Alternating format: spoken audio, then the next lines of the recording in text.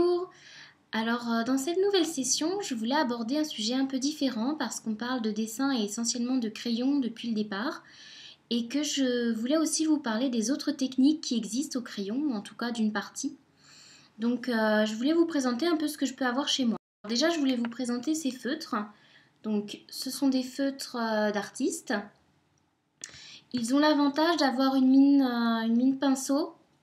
Ça permet d'avoir à la fois un trait très fin, mais également de pouvoir avoir des traits plus épais, donc de pouvoir travailler sur des aplats, des hachurages, des traits un peu réguliers. C'est assez agréable à manier. Donc là, vous voyez, je peux faire un trait relativement fin et je peux également, en l'utilisant ainsi, avoir des traits beaucoup plus épais. Donc moi je les ai surtout en dégradé de gris parce que je les utilisais en architecture, mais vous les trouverez également dans le commerce assez facilement. Ensuite, en dessin, ce qui est très utilisé, ce sont ces trois crayons. Donc crayon blanc, le crayon sanguine et le crayon qu'on appelle crayon pierre noire.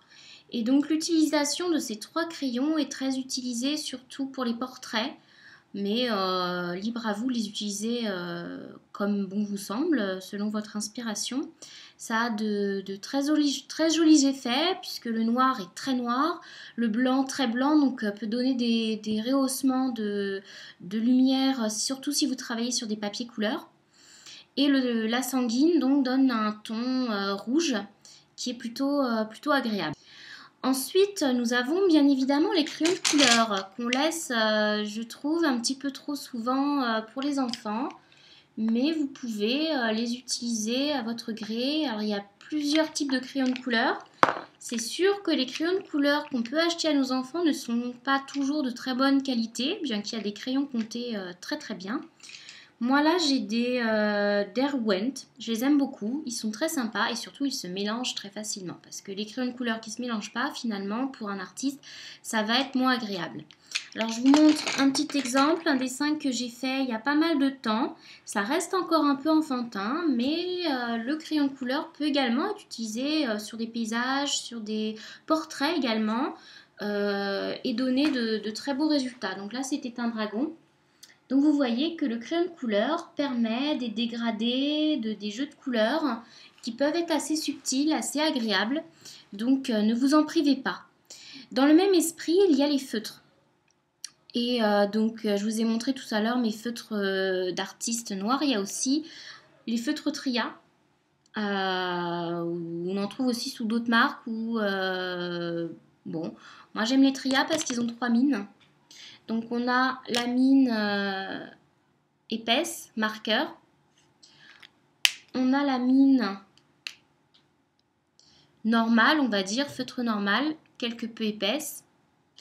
Et on a aussi le petit système pour avoir une pointe très très fine. Et ça c'est très sympa parce que là après, au moment où vous allez les utiliser, si vous avez besoin pour les contours, pour des rayos de pointe fine, il y a celle-ci. Sinon, vous pouvez retirer le second capuchon, avoir un feutre normal. Et si vous avez des grands aplats à faire, pour éviter justement l'effet feutre où on voit les hachurages sur les aplats, vous avez le marqueur. Et alors, la qualité de l'encre de ces marqueurs et de ces feutres d'artiste, c'est que l'encre ne va pas sécher vite et que si vous utilisez une autre couleur dessus assez rapidement, vous allez pouvoir légèrement les mélanger l'encre et avoir des dégradés parfois assez subtils. Voici donc un petit exemple de travail au feutre avec ces fameux feutres Tria que j'avais fait. Alors je vais vous faire un petit zoom du coup sur la rose et vous voyez que sur la rose on a ces mélanges de couleurs dont je vous parlais. Alors c'est assez subtil, vous ne mélangerez pas du jaune et du rouge pour faire du orange, mais vous aurez ce léger dégradé et non pas une rupture brute comme on peut avoir au feutre. Et c'est très intéressant, vous pouvez l'utiliser aussi sur du calque, ça, là pour le coup les encres se mélangent vraiment et ça peut être très intéressant. Maintenant si vous aimez plutôt les styles de dessin hachure, au feutre c'est très possible, où il vous suffit d'acheter des feutres à pointe fine. qui peuvent donner de très beaux effets. Donc là, j'ai une boîte de feutres. Et donc, ce sont des feutres à pointe très fine. Et là, c'est pareil, vous pouvez vous faire plaisir. Et là, ce ne sera pas des aplats, mais plutôt du travail au trait en couleur. Ça peut donner des effets très sympas. Ensuite, je peux vous présenter également les pastels, qui sont, je pense, en dessin, mon matériau préféré. Alors, moi, je travaille au pastel sec. Donc, voici les exemples de pastels secs. J'en ai là, j'en ai d'autres couleurs. Voilà, ça se présente, c'est exactement comme une craie. Ça donne le même effet sur la main. Ça écrit pareil, ça se mélange. Alors voici un petit exemple avec du violet et du vert. Vous pouvez l'utiliser comme ça en brut. Vous pouvez aussi après les mélanger. Le pastel permet des choses comme ça et ça peut donner le tableau que j'ai derrière moi est fait au pastel. Enfin, le fusain. Le fusain qui est un matériau qui peut vous être très utile pour commencer parce qu'il est très agréable, je trouve. Il est assez volatile, il se mélange très facilement si vous voulez travailler sur les dégradés, les estompes. Je vous donne un petit exemple. Voici un dragon que j'ai fait au fusain. Et il vous demande très peu de matériel surtout, donc c'est juste acheter des fusains, ce qui n'est pas très très cher. Donc c'est des petits bâtonnets de crayon, là j'en ai un petit morceau. Et voilà, ça vous permet de dessiner assez facilement, soit fin, soit épais. Ça fait des noirs très intenses, donc ça a des rendus assez intéressants. Vous pouvez travailler les dégradés au doigt, effacer très facilement.